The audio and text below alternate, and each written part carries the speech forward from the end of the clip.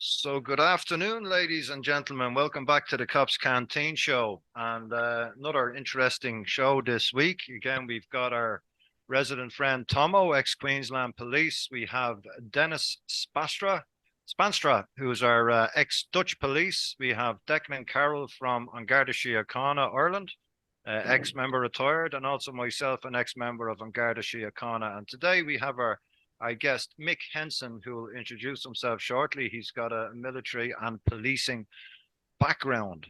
Good afternoon, everybody, and welcome to the show. And this week we're going to be talking about just a recap on the points that we've been discussing over the previous shows, and take a look at what is happening at the moment across the globe in relation to the suits not listening to the boots on the ground. We also want to speak about some of the delays in dispatch for fire incidents up in Queensland with Tomo there. We've got some stuff to talk about that. And I want to have a chat with Mick about his experience in the military as well, raising issues there. So thanks everybody for joining us. Just over the last number of shows, folks, we've gone over a lot of different topics. We've spoken about the use of the 12 presumptions in court. We've spoken about the Unidroit statute. We've spoken about, we've touched upon the magistrate issue, which we'd like to get back on as well, where it seems that rule of law is being stepped aside and maritime law has been brought in some different cases. We've spoken about reasonable cause, and we've spoken about the impacts of PTSD on our members, the impacts of acute stressors, and the whole situation where reasonable cause seems to have gone out the window.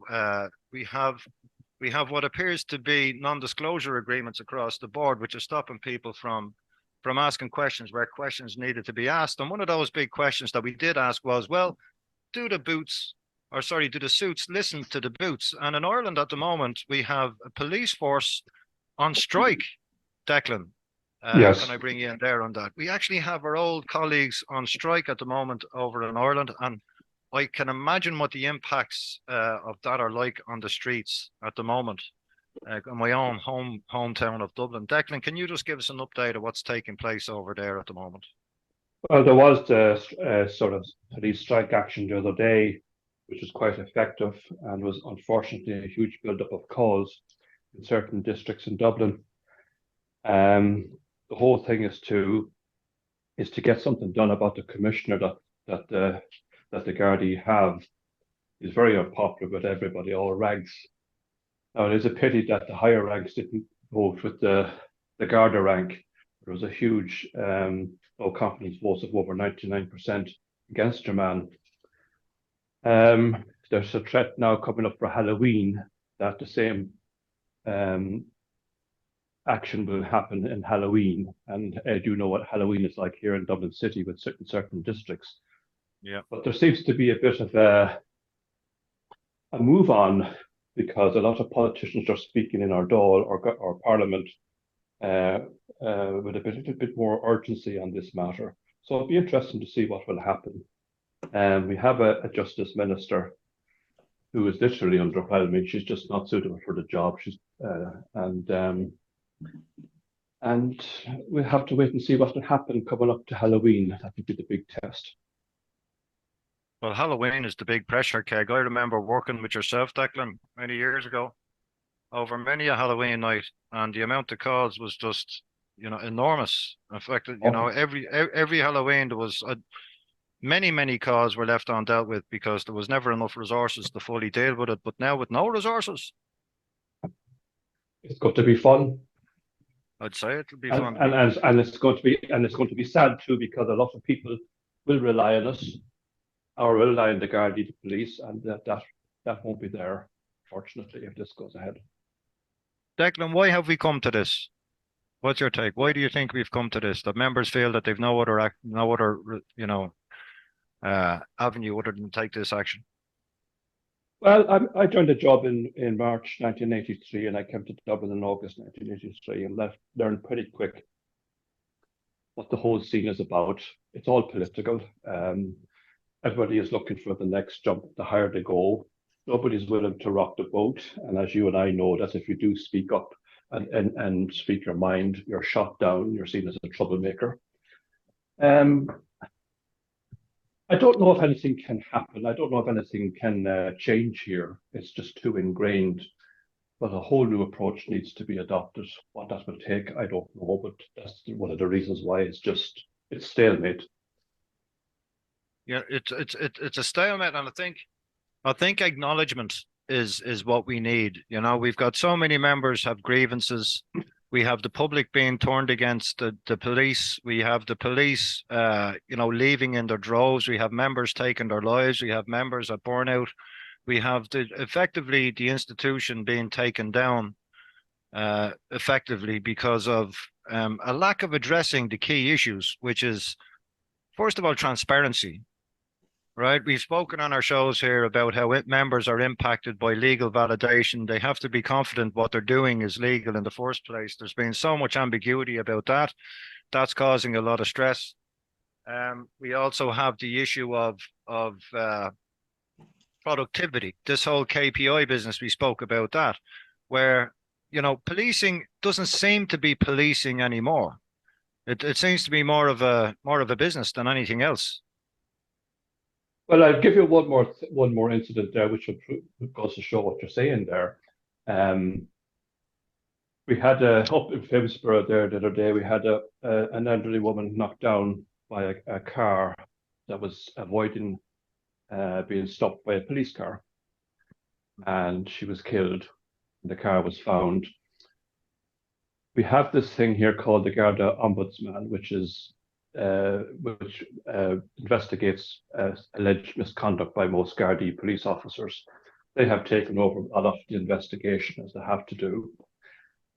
And it is that combined with another Garda patrol driver, police driver, who was up in the courts for dangerous driving following in a pursuit.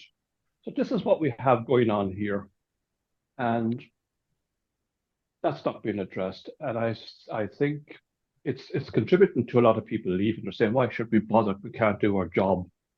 And it's just poor management, poor governance. And it's sad to see it, but there you go.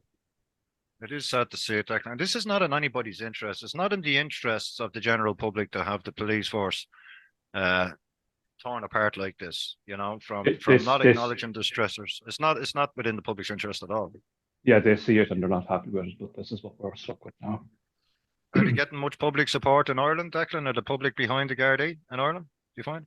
In rural Ireland, yes, yourself, in certain parts of Dublin, there wouldn't be, but there is a general sense of unfairness to this that's not been spoken about. But we'll have to see how it goes. But that's to do your job in this country now is when you're right, you're wrong, and when you're wrong, you know what you are, and that's just the whole thing is against the Gardaí doing their job. That's what it seems to be.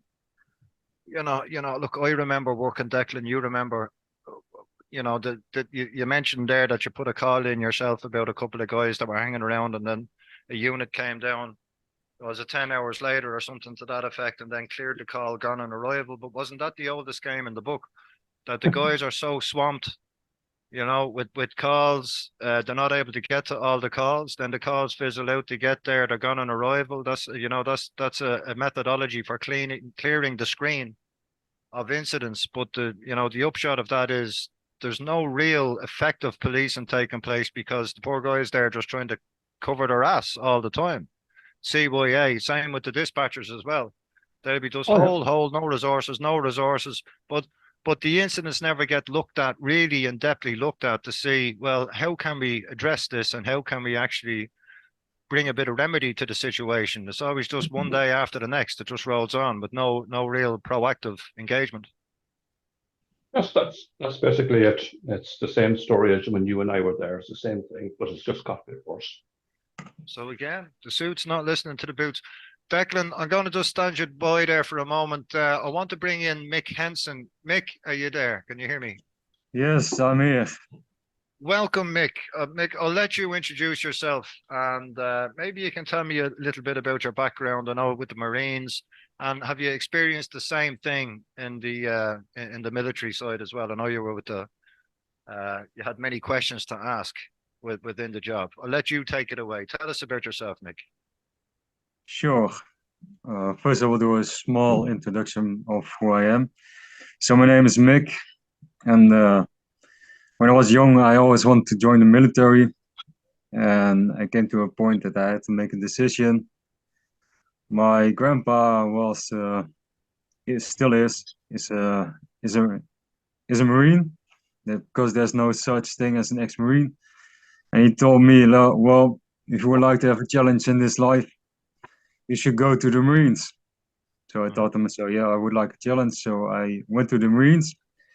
Yep. I've served for over 11 years, and I had a rude wake-up call that the world's been ruled by secret government when I was deployed on my missions. Oh. I was deployed in the Middle East, and well, some stuff happened that didn't make a lot of sense. A lot of money was spent. A lot of money was spent in a certain kind of way that wasn't allowed, and I was part on that mission. It's a long story, so and it's maybe something for next time.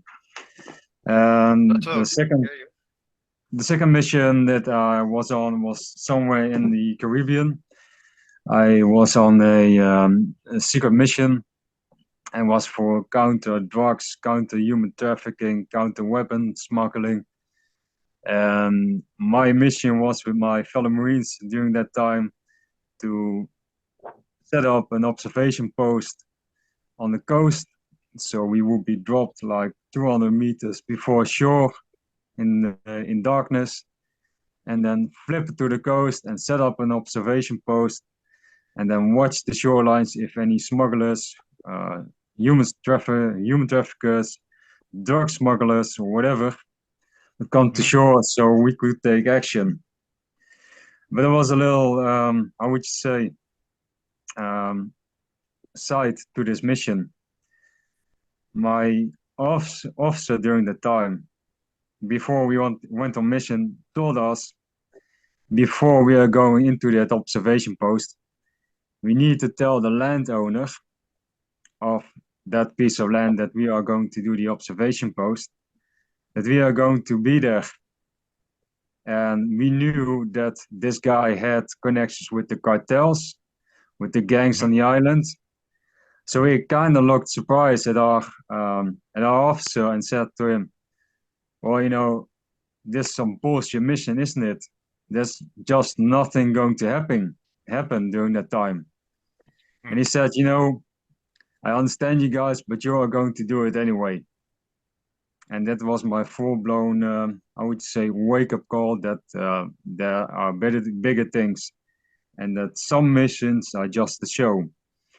So I was kind of disappointed, I would say, with a lot of Marines as well. And during those times, well, a few years later, COVID came, and it just took me like 2 months to realize that this is being used to create a lot of fear, so that our government can get more and more control. So during this time, I was doing some little side missions. When I was with Marine Corps, in my own spare time, I was driving around flyers about the World Economic Forum, the agenda that's being rolled out. And I thought to myself, during those lockdowns, everybody was wearing masks. I know it was being used to downsize, to being social to each other, what's very important during the crisis times, so that the mask is being used to silence you. So I thought to myself, you know, I need to be an example. So in my Marine uniform, I just walked into the shops, you know, without a mask, to set up an example.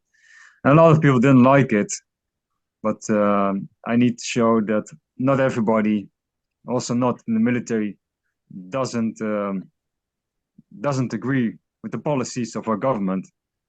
Yep. So yeah, some shit over that thing, but yeah. So I thought to myself. So what came out of that? You got in trouble out of it? Did they stand you down, or what happened?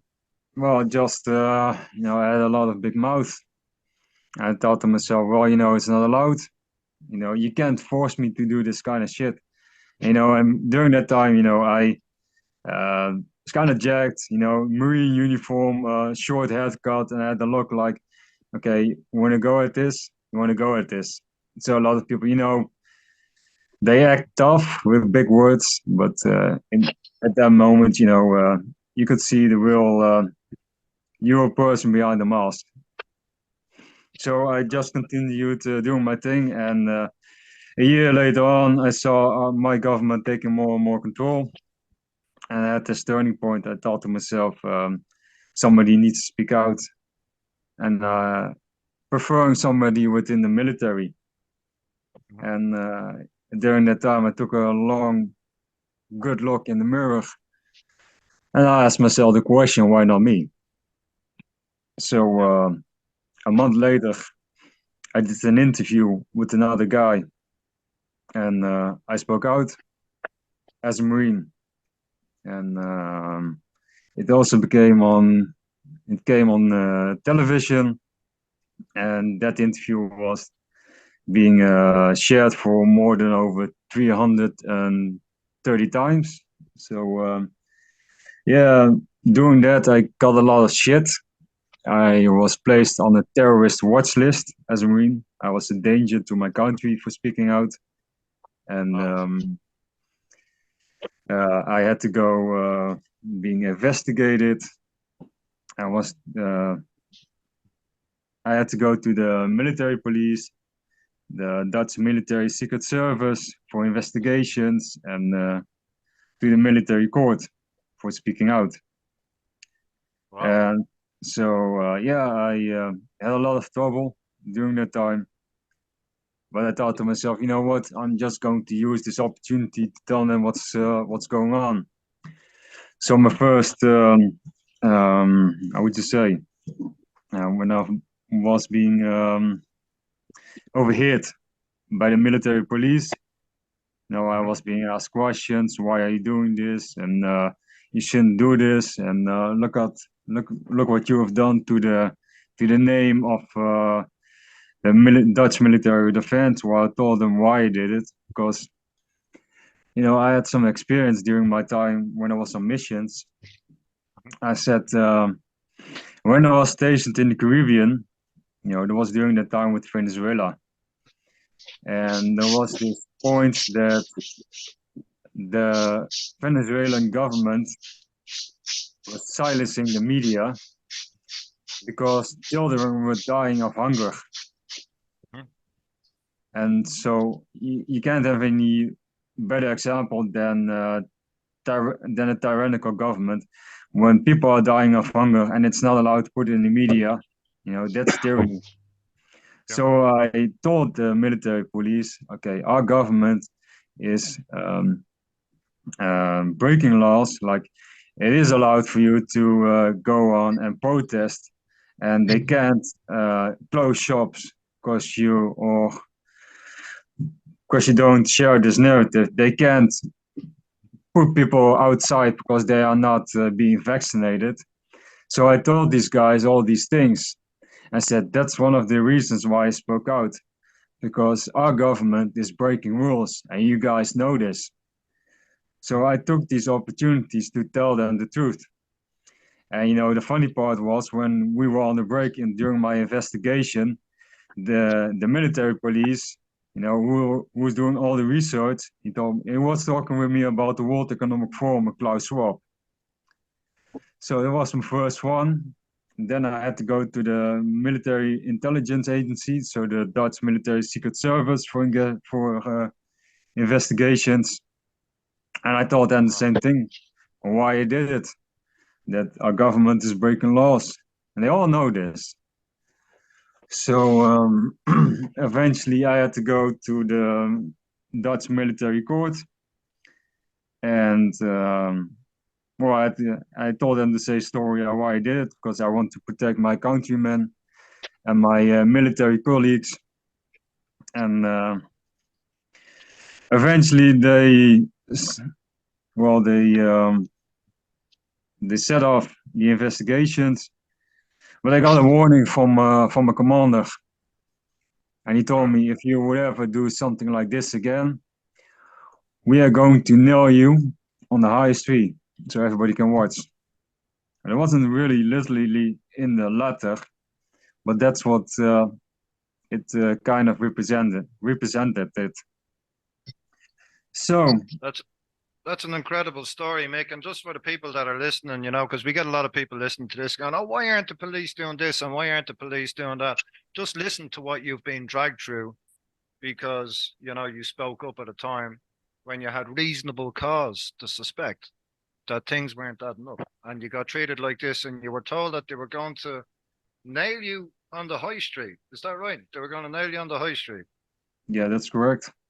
That's right. You know, this rings of there was a whistleblower in the police back in Ireland, and he had a dead rat nailed on his door.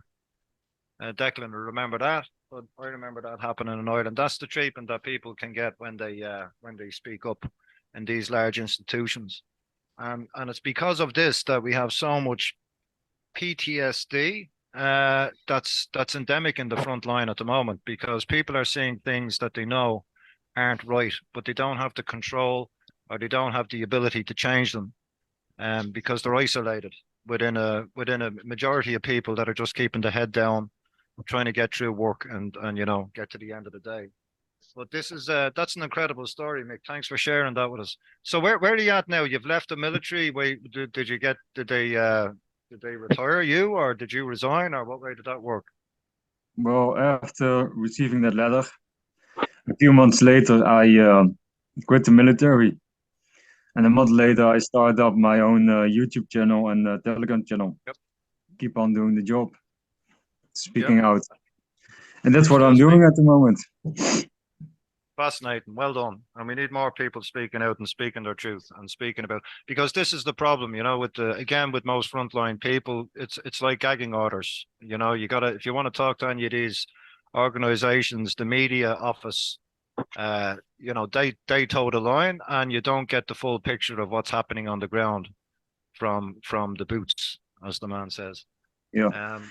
Same as over here. When I was over here first doing police liaison, I went into the specialist operations group and sat down with them, put a picture of me and my uniform on the table, and I said, that's why I'm here. I'm here because I understand the position that you're in. And we had a conversation. And at that point, guys there knew that, you know, this the Public Health Act that they had brought in, this you know, the fines for the mask wearing and all that. They knew that that wasn't lawful. That was quite clear that it wasn't lawful. And there's been ceremony ever since in the courts here, in the lower magistrates courts, this ceremony pretending, making out that it was lawful, but it never was. In my opinion, it was never lawful. And in the opinion of many other members, it wasn't lawful either. But what we're seeing is we're seeing these actions taking place all over the world, and it seems to be a takedown of the people that we need, those mission critical, you know, institutions like the police, like the fire brigade, like the nurses, the front line, the hospitals as well.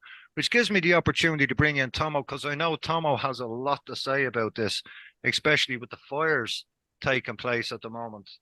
Mick, I'll come back to you there, Mick, if that's okay, and I'll just pull in Tomo to discuss this. Tomo, are you there with us, brother? Yes, mate. Yep. Tomo, we were just talking about dispatch earlier on, and you've just hit me with a pearl. This is incredible. I can't believe this is taking place. Yeah, I'll stop talking. You go ahead, Tomo. You give me the breakdown. I've got the details here, but I'm going to let you run with it. Go for it, mate. Okay, so I was speaking to one of the boys, and in relation to responding to fires, and because we're in a rural area, you've got up here in Queensland, you've got the Rural Fire Brigade. They're an unpaid volunteer, if you will. And then you've got cowcockies. That's another term we use for property owners that have got big properties and run cows and stuff like that. They have little slip-ons, they call them, which is like a little fire unit that they can put on the back of their four-wheel drives. So what has just transpired and brought to my attention is that the powers that be, when they receive a job for a fire, they have been told to notify the rurals first. Okay, now the rurals keep in mind they're volunteers. They could be working other jobs. So they're to be contacted first. Fire's going, okay, it might be a 5 metre by 5 metre little small grass fire. Okay, the rurals are notified. Now, if the rurals can take up to 20 minutes to get to the shed, to get to the truck, and then make their way to the job, it can be greater than that. So, Wow. so you've got that element. Now, if there is no response from the rurals, which can happen because guys are just busy and they can't get there for whatever reason, then they send out another call to the cockies, the local property owners. And if they don't respond, then they'll call the urbans, which are the guys that are either permanently in the station or they're paid. So there's more haste to get to the job, if you will. And in some cases, jobs are not being responded to for up to 70 minutes. Now, anybody that has watched a fire before knows full well that if there is a fire and there is a bit of wind, that fire is going to grow exponentially in 70 minutes or 80 minutes or 2 hours or whatever the case may be. So this is the sort of stuff that the guys on the ground have to deal with. Very, very frustrating. And one has to ask yourself, really, in light of what Australia has experienced with bushfires, particularly in Victoria in the last 5-10 years, where we lost nearly 200 people in one fire, you'd think that money wouldn't be an option, that they would get whoever is available to the job as quick as possible to put the stupid fire out. That's what you would think would be the case.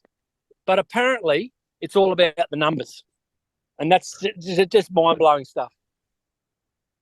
That's something changed. I mean, I remember working in dispatch, Tomo, right? And, you know, with a priority 1 call, we would preempt units that were heading to priority 2, priority 3 calls and dispatch them to a priority 1 or an emergency call. Is that not the case here? So what's happening here? Who's come up with this? Oh, look, it's outside my pay scale, mate. But it's generally, you know, the saying, are the guys at the top listening to the guys at the bottom? No, that's not the case, and you know as well as I do that's not the case. And so it doesn't matter what the little guy says. It doesn't matter what advice the little fella says. The person further up the food chain who's got more brass on his shoulders is going to be making the call, and they'll be making the decisions that steers the ship, so to speak. So that's what you're dealing with. And you know, Australia's a big place. Queensland's an even bigger place. There's like 29,000 volunteers in Queensland to fight rural fires and things like that. But yeah, you just scratch your head sometimes, mate. You're just like, who's steering the ship, mate? What's going on? If I had hair, Tomo, I'd be pulling it out now, just listening to all these stories. But I don't have any hair, thank God. But it's unreal. So look, we're talking about Ireland. The police are on strike. We're talking about Queensland here, where they're leaving. Effectively, these decisions are leaving people in danger. We've just spoken to Mick, you know, who spoke up about his reasonable cause, and he was treated in the manner he was. And so many other members, we've been talking to them, that are suffering with stress and PTSD and all the rest of it because of not just the trouble that they have on the job, which is a huge one that needs to be acknowledged, the daily business as usual stuff that members have to deal with, but how it's being amplified with these acute stressors of legal validation in what they're doing, you know, a sense of fulfillment from the job. We have all of these numbers falling apart. Guys, it's falling apart at the seams. That's what it seems like. Would I be wrong in saying that? Oh, you're correct. Dennis Spatra, you're being very quiet. I'm going to bring Dennis Spatra in on this because Dennis is quite a busy man, dealing with many aspects of this whole field of change that we're in. Dennis, what is your take on this? Because, you know, we're all reasonable people. We're not conspiracy theorists. We're guys that were in the front line. We're guys that have reasonable cause. And we're also guys that have the courage to speak up and talk about what is not being spoken about, which seems to be a takedown of our police forces around the world. Dennis, is this a global thing? You've seen it yourself? What is your take? Yeah, thank you, Ed. Yes, this is a global thing, and we see a big red line created, where everything turns into chaos and mayhem, and this is created. So the police, the fire the military guys, the boots, will see that the reason they applied for their job is not anymore there. Like they want to help the people, and they are used against the people. They were used with strange rules, like with the fires. Tomo told us. And they see that this is not normal. And when there's, you talked about PTSD, when there's not a safe haven, when your organization is not functioning anymore, then PTSD will get stronger because you don't feel safe anymore. You feel like on your own. And this is created. I think this is created because you see it in America also, where the police are being defunded, and they let the criminals on the street. So it fits in the global plan where they want to create a different system. They call it the Great Reset. And if you like to reset your computer, you have to shut it off. So to have a clean sheet to create something else, and everything I hear fits there. And what I think is that that will happen, and that the boots will realize this is happening, and they will strike. They will walk away from their organization. And we have to be there with our organizations, with our ex-military, former police, firemen, brigade, that people who see what's happening to create a new position for them, where we can help the people. We have to we have to fit in this situation. That's a very interesting proposition, Dennis. What's your vision in that regard? Some sort of a cooperative, some sort of a union, some sort of an association? Yeah, some sort of a union for this kind of organizations, like the police, the military, the firefighters, the first responders. Yes. All these jobs are having the same problems. And I think we did it with Police for Freedom. We invited those people, and they came to our marches. So I think the next phase is here, to create gatherings, to create a global system. I don't like global, but we are being attacked global. So we need to put something against this. And we can do this. We have the networks. We can create a global group of people with this kind of jobs who talk with each other. We are creating communication systems like TPT. We can have gatherings all over the world, and create call it a spider web of groups that are from these occupations. Start with former, that's safe, because these people are not afraid to do this. And then slowly try to invite also active from these jobs. It's a really interesting proposition, you know, but I find the middle ground that we can all meet on, including members that are still serving and ex-members, is that whole camaraderie element, and is that whole, you know, we know our members are getting let down. We know they're having a hard time. We know they're carrying these bags of rocks home on their shoulders, right? So my heart goes out to the guys that are still in the job. And, you know, there's an energy out there that's trying to turn people against the police. Now, the police over here, especially down in Victoria, have not done themselves any favors in terms of some of the incidents that have taken place.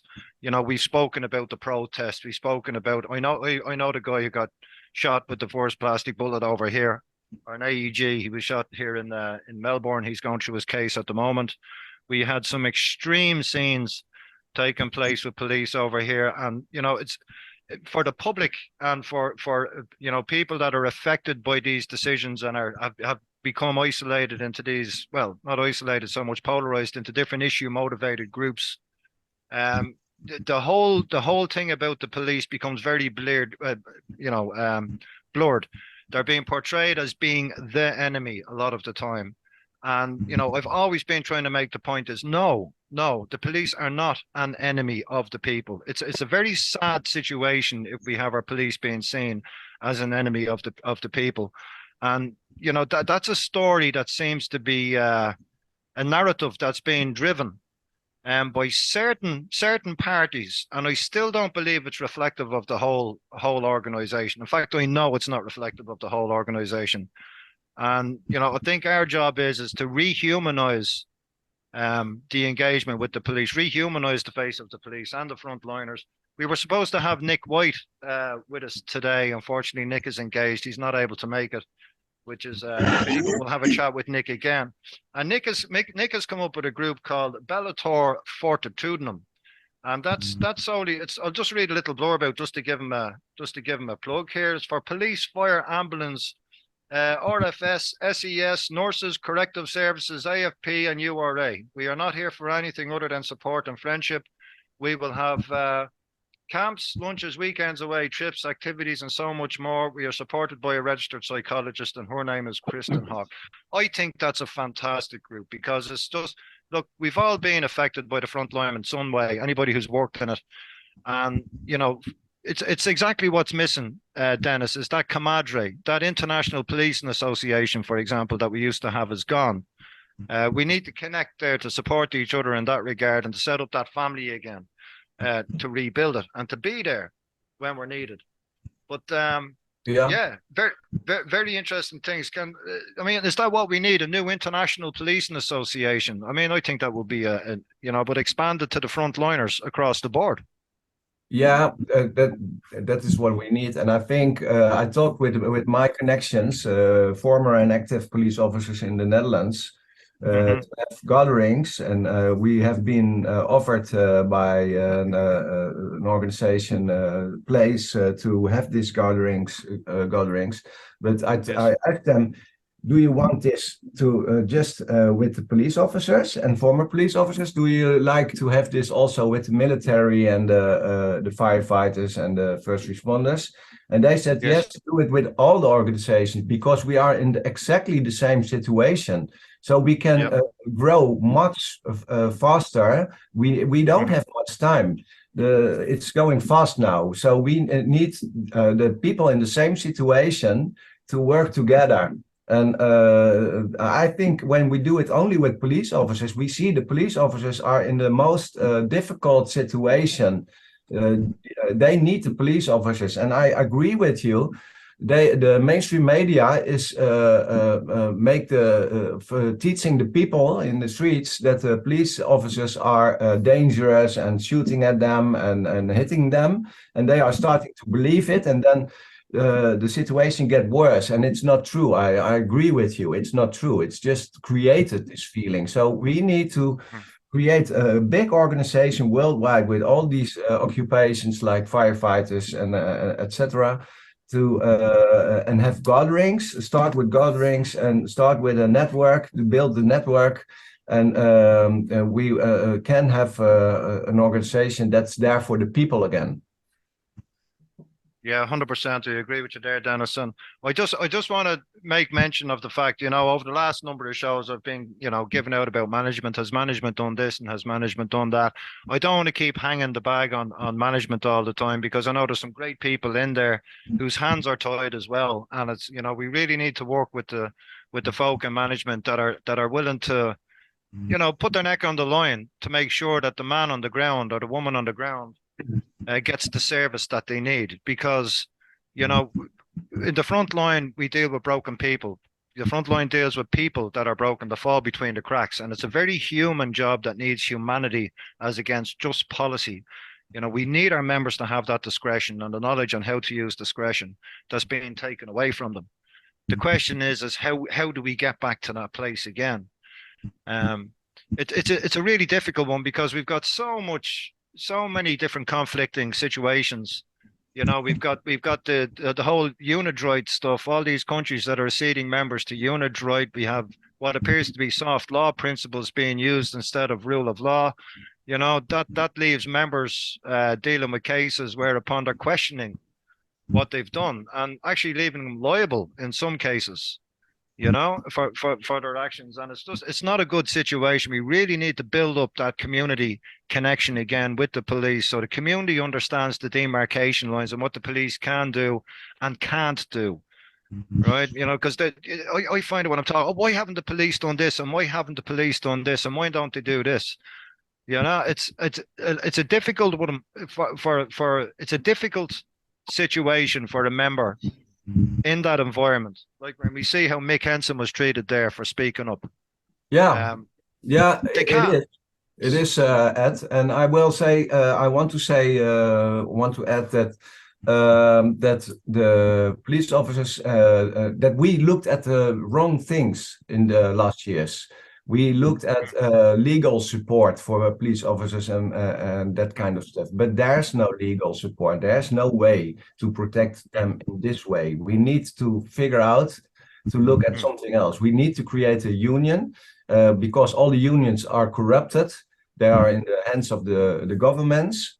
So there is space for us now to have momentum. I think we got to find a common place, Dennis. You know, again, speaking to people over here from within the front line, there seems to be, first of all, the like I say, the business as usual, the PTSD that people have to deal with for whatever reason is part of the everyday business as usual. But then, of course, the police force, the people within it have been divided as the public have over the last couple of years in relation to different issues. So we need to be clear that we don't mix up the two, that there is a commonality, regardless of whatever position you've taken over the narrative over the last number of years. We're in trouble. Yeah, we are in trouble, and we need to focus on the right things. And I think it will be to create gatherings and connection, and not like to figure out a way to protect those people who want to speak out. We need to the people in the organizations. We need the former police officers and firefighters and military guys. And when you create a safe haven there, the gatherings, I'm sure the active ones will find us. Can I bring in Tomo there? Thanks, Dennis, for that. Tomo, what's your take on that? Do you think we can do this? Do you think we can establish some sort of a union across the board with all the ex-frontliners as a backup in case everything does fall apart? Well, I know of, specifically here in Queensland, that they've actually pretty much shut that down.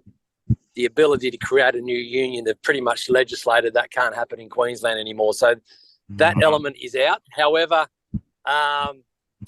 I don't know the words to use, but sort of like a corporate system, I know is being certainly worked on at the moment. And in that you join and there's all these different services available, and you know, it's all free because of that membership you pay for. So I think there's something in the pipeline. As I said, I don't have all the intricacies of that, but certainly I'm aware of something like that being, and that's an international system too, I might add. It's got support from all over the world. So when I get more info and when it's more streamlined and kosher, then certainly I'll be in a position to talk more about that. But certainly, yeah, what you're saying, we're on the right track by what you are talking about. But certainly here in Queensland, to call it a union, you're going to get yourself into hot water and you're going to get shut down very, very quickly. So I think they're going to play on words and get around it that way.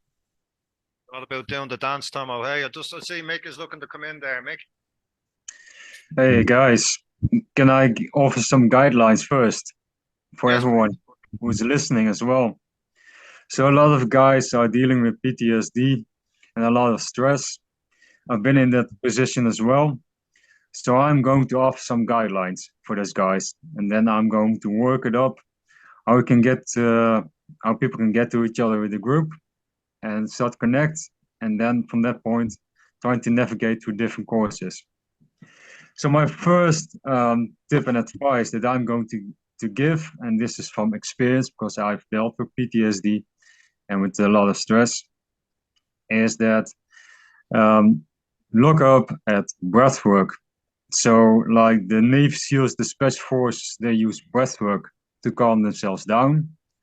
Yes. I would say look up on YouTube box breathing, and it's going to calm your system down. And I would say do this first thing in the morning. Start with box breathing, and we are really good at it. Start trying to practice meditation. Now, why meditation? Because there are certain kind of groups within the Special Forces who are practicing this, and there are doctors who are prescribing meditation because it sometimes even better than how would you say the antidepressants. Oh, the medication, of course. Yeah, Yeah, yeah. the medication exactly, and it's really good. And I was during this time during a couple of years ago, so I was really stressed and PTSD and what have you not, a lot of stress.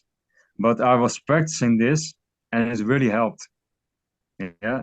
So there are special forces units who are practicing this, and they don't practice this stuff not for nothing. And this is something that you can help yourself with without going to certain kind of places, and it's for free. So the next thing that I'm going to say to the listeners is write down what I'm going to say. It's not circumstances why we suffer. It's the amount of emotion that we give to it why we suffer. And I can say this because when, okay, this example, when you go on a mission and something bad happens, why is it so that some of the military get, the soldiers get PTSD and some of them don't? Because it depends on the person itself. It depends on the person how much of emotion it's giving to the circumstance that it had experienced. Yeah, so write that down. Yeah, to control your emotions, because certain kind of things don't have to do anything. And are you in control of your emotions, or are your emotion in control over your life? And I can promise you that when you practice box breathing and when you're practicing meditation, yeah, it's going to get better. Because I had practiced in this, and I had a really big stress, and I had really big PTSD. But the way I came out of it was some philosophy, box breathing, and some meditation. And it's all for free, and you can look it up. And that's the first tip that I will give to people, for police officers, military, to first help yourself before you're going to help others. When you get this completely into your system, it's very important. Yeah. So these are the next tips that I'm going to give for police officers and military. Yeah. This is how would you say some guideline. So it's called FITS. And when you have a team, or are you by yourself, and you want to go on a mission, or you want to get something during this mission, you want to achieve this mission, it's called FITS. So it represents, does this mission fit me and my team? And the next important one to ask yourself, how important is it to succeed this mission? So the next thing you need to ask yourself, is the timing optional? And the fourth one, is it simple? Yeah, these are some guidelines, because you have to look at all your options. Yeah, that is good for you and your team to succeed to whatever you're going to do. If you want to fight this tyrannical, whatever not, system, then these are some guidelines that you can use to make the right decisions. Yeah. And the next thing I would say to the military and the police officers that are listening to me, why am I doing this? Why am I speaking out? Because the moment I spoke out, yeah, I got other military, other police officers coming to me, and they agreed upon me. You don't know what the ripple effect of you speaking out is. And because I spoke out, I got to in a lot of contact with other military within the Dutch military. And now I can confirm to tell everybody who's listening, that they know that there are more than 100 men and women who will not comply when they are going to put on a next lockdown. And those military personnel, and they go into high ranks to low ranks, told me, when it's going to get that far, we are going to choose the side of the people. So that's why it's so important for you as a person to speak out. Because when you show courage, it inspires others to show courage as well. And a good example of that is look at the movie The 300 Spartans. And this is something that they've not told within the movie. King Leonidas, before he went to war with the Persians, went to a prophecy teller. The prophecy teller told him, when you go to war with your 300 men, you will die, but you will win the war. Now, why is that? Because when he sacrificed his life for his country, it showed courage. It inspires others to do the same. And that's why, because he showed that courage and inspired others to do so, it inspired 100,000 of Greeks, other military men, to pick up their swords and to fight tyranny. So that's why it's so important to speak up and show courage. So That's fantastic, Mick. You're on it. You're on it. So yeah, this is something I want to say. Yeah, Go ahead, Mick. go ahead. Yeah, go ahead. No, that's okay. But you know, we're talking about courage. I find it interesting when we're talking about courage because you know they had a thing over here. The police, Vic Paul had it, and it was called have a coffee with a cop.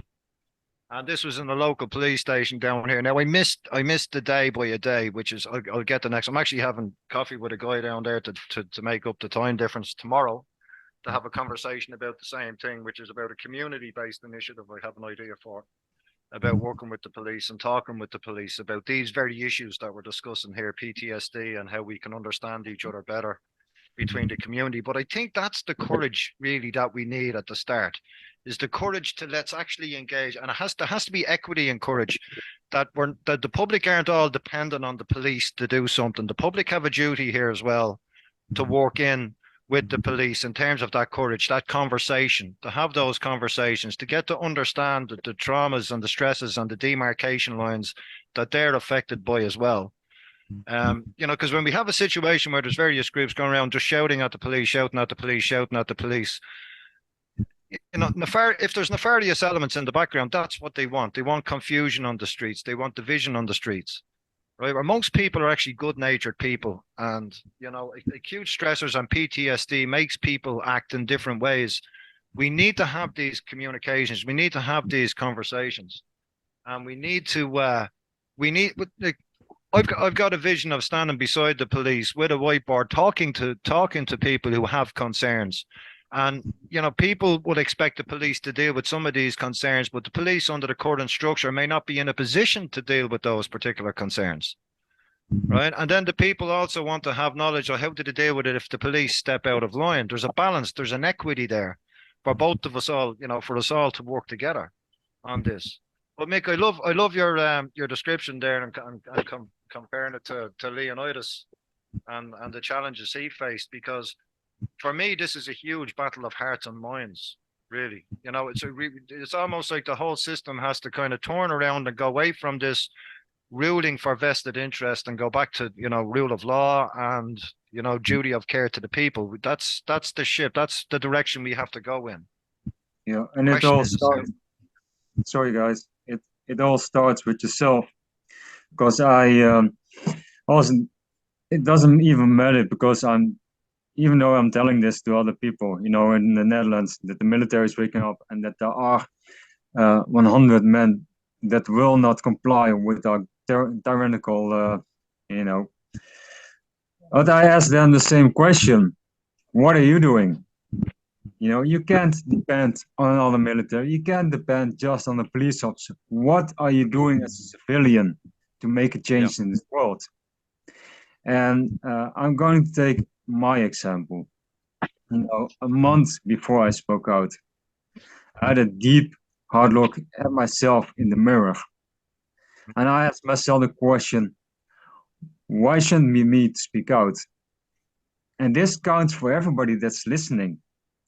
Yep. Why shouldn't you speak out? Why shouldn't you be inspiring other people? Why shouldn't why shouldn't you be the change in the world? Because it all starts with you. And if you show courage to others, you might inspire one or two other people. And that's how it works. That's it, 100%, mate. Dennis, you had your hand up there. You wanted to come in. Dennis, I'll just hand over to Dennis. Yeah, the subject changes a lot of times, so it's difficult to respond. But I think it's when you are in danger, and what Mick is telling is all really true. Then first you need to know if can I do something about it? Am I safe? Am I capable to do something? And the next thing you do is who's with me. And when you are together with other people, with other police officers, when there's a big crowd against you, you feel safer with other people than when you're alone. And this is the solution. This is what I call the union. And somebody, I don't know who responded, said they will shut down union, but this is not what I meant.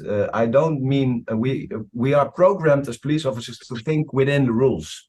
And they use it against us. They teach you the rules are we are making the rules, and we are leading you with those rules, and you have to comply. And this is how we are programmed. But we can make a system, a group of people all over the world, and call it a union or call it something else. They can't shut it down because we don't use fundings, we don't use official administration for that. We just first have to create a safe haven where people are connected to each other. This is the most important thing. If we are not connected to each other, we don't feel safe. So I think this is the first thing we need to look at. How can we connect? And I think it will be with former police officers, former military like Mick. I know Mick now. We are both from the Netherlands. And when we talk together, there's also a little union already, and we can make this bigger. Yeah. I mean, there's a lot of networks there already. It's just really connecting the dots and people joining together. And the question is what actions are to be taken then? And I think it's really communication actions and supportive actions for the existing members that are there, as Mick says, to give them the courage just to work in with their senior management that can see the problems on the horizon. And those problems, just for the listeners, when we're talking about the problems, those problems are how you're being affected, how the public is being affected.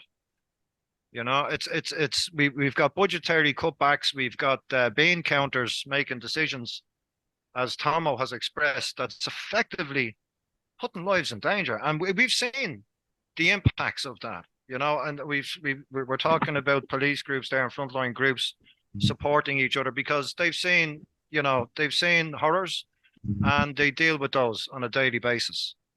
All right. And so this is a case of where, you know, this proper engagement can help the people get a better service delivery and a real service delivery as against what's being presented, that everything is working out. And clearly from Declan's perspective there in Ireland, things are not working out at the moment. When you got 400 calls sitting on the screen because the lads have stood down over these arguments that's taken place with the commissioner, you know, that's not a good situation that we get to that point. So we need to be proactive in this, in engagement and communications.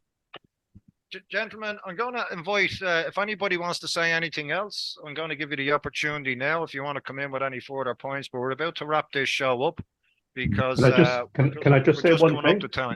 Declan, by all means, you have the floor. Yeah. This conversation today is very, very good.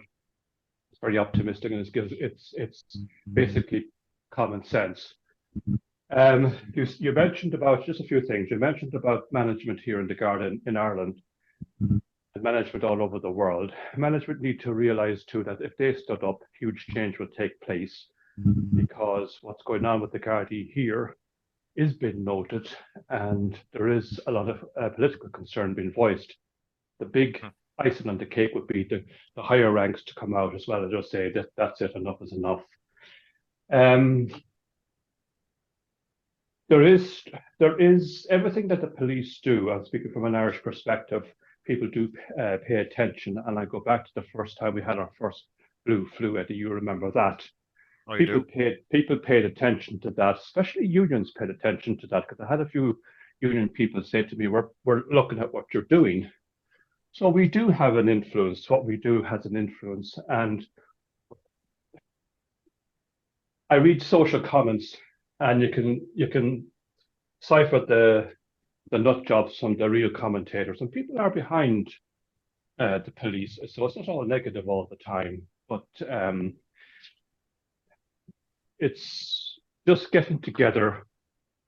All ranks get together to make change, and change can happen. And the conversation here today is it's very, very good. A lot of the points made is very, very good, especially the point about looking after yourself. Meditation does work. I've done it, and it does work. And we need to look after ourselves first as well. That's it. That's 100%, Declan. I'd like to do the next show just to expand upon what we're talking about here, because I find it strange. I started in '97, Declan, and going through Templemore at that time, I remember the lectures that we had on legal, and common law was always took precedence, right? What was in the Constitution always took precedent over act and statute and everything else. And duty of care, rule of law, all that stuff was the center of the whole teaching at the time. But then we had this kind of corporatization has taken place within the jobs, which we're talking about our KPIs and all the rest of it, right? But if we start with acknowledgement, the same with PTSD and dealing with PTSD issues, it begins with acknowledgement. It begins with acknowledgement of how it feels, how to deal with it, all of the rest of it, how to engage, how to improve the situation. We need to begin with acknowledging, well, what is the core problem here? And it seems to be corporatization. Now, when I say seems, I say that lightly. I mean, I can see that it is corporatization, but people need to understand what that actually means. And what that means is that we have parties that have fiduciary obligation to the interests of shareholders as against a primary duty of care to the public. Right. So we have this ceremony going on that we're all there to serve the public, and the frontliners are. However, their hands are tied because of these corporate constructs that are within that environment, and they shouldn't be in that environment. And I think this is probably one of the biggest conversations we have to have, is how can our police forces collectively get back to working for the people as against the corporation or the corporate environment? How can that happen? And that's a big topic. It is, and the bottom line with all police officers around the world is that we are here to serve the public. We're not a corporation. We're nothing like that. We're completely independent and impartial from all of that, and that needs to be brought back. There are too many chiefs and not enough Indians. That's the way it is. Agreed, Declan. Agreed. And it's the big questions is how do we get there? Nobody has the answers, which is why this is an explorative environment where we can sit down, chill out, have a coffee, and try and look towards the future and work out the steps to take, guys. Yeah, wonderful. So look, we're going to wrap it up as usual. We're going to finish off with a tune, and before we go, very quickly, I'm going to go to Mick. Mick, you want to come in there and say something finally? Yes, you guys. I'm quite busy with my current job at the moment, so I hope to get back soon. But I would like to give some final advice to the people that are listening about emotion, right? Emotions doesn't have to do anything. It's when you choose that they have an impact on you, they will have an impact on you. And one of the things how you can get the gunpowder out of emotions, like fear, is just to observe those emotions. Now, the next step that I'm going to give to people, I want them to write it down on a note. Think in solutions, not in problems. because the problem is we are programmed to think in problems, and it's like it's in our DNA, right? So I'm going to ask the people that they need to teach themselves the habit of thinking in solutions and not in problems, because when we keep on thinking in problems, it has the ability to kind of manifest in our lives when we focus on it too much. So 100%. That's, yeah. So think in solutions, not in problems. Write it down so it gets into your system. So it's going to become a habit. Now, the next thing that I'm going to say to everybody that's listening to this, we are winning. And that's because a lot of people are speaking out more and more and more. So there's going to be a time, when they are going to lose. It's going to come one way or another. The next question that I'm going to ask the listeners, how do you want to be remembered? When your grandchildren, are talking about this time, because this time is going to be 100% in the history books. And how do you want to be remembered by your family? You want to be remembered as someone that doesn't want to talk about this time because of all the terrible things that you have done, which you shouldn't have? Or do you want to be remembered that people look up to you? Like, my grandfather or my grandmother was a fucking rebel. When tyranny struck this country. And I want people to think about this. How do you want to be remembered? That's a perfect finishing, Mick. Thanks for that, mate. That's a perfect finish. I've just been scribbling down here and I came up with a sentence just to sign off with. So guys, what we're trying to do here is we need to hold it together, not let it fall apart by seeking solutions and not problems. That's what we need to do. Okay, Right. guys, we'll wrap it off then. Listen, thanks again, Tomo, Dennis, Mick, Declan. You're all legends. Graham in the background there for giving us tech support. I want to thank you for helping me and coming on this week again and having this conversation. And hopefully we might get Nick on with us next week. He wasn't available to join us. We'll put a link onto the YouTube channel there of the Bellator Fortitudinum. And of course, the Black Dog Institute will put that in there as well in relation to PTSD. But chin up, people. There's good conversations taking place. Good things are coming. That was a great conversation today. It was very interesting. It was an interesting conversation. Yeah. An interesting conversation. Thanks, Declan. Okay, we'll wrap it up there. Thanks, guys, and we'll just roll it out with that tune.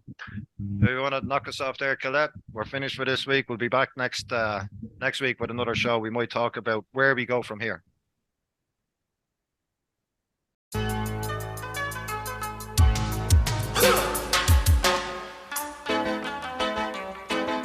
Bad boys, what you want, what you want, what you gonna do when Sheriff John Brown come for you?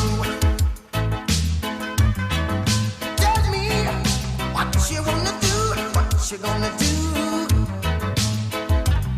Yeah, bad boys, what you gonna do? What you gonna do when they come for you? Bad boys, what you gonna do? What you gonna do when they come for you? When you were 8 and you had bad traits, you go to school and learn the golden rule. So why are you acting like a bloody fool? If you get hot, then you must get cool. Bad boys, what you gonna do? What you gonna do when they come for you? Bad boys, what you gonna do? What you gonna do when they come for you?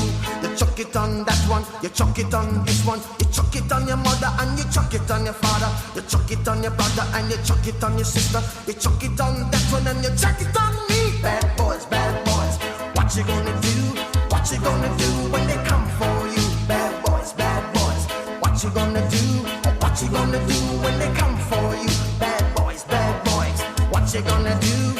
What you gonna do when they come for you? Bad boys, what you gonna do? What you gonna do when they come for you? Nobody now give you no break. Police now give you no break. That old soldier man I give you no break. Not even your eyes now give you no breaks. Well, hey, bad boys,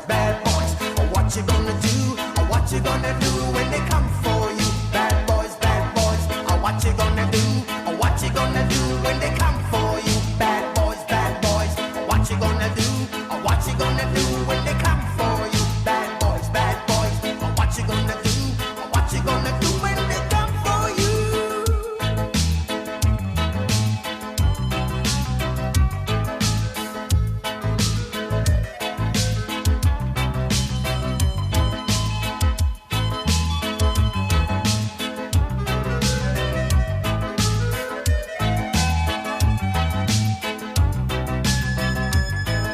Why did you have to act so mean?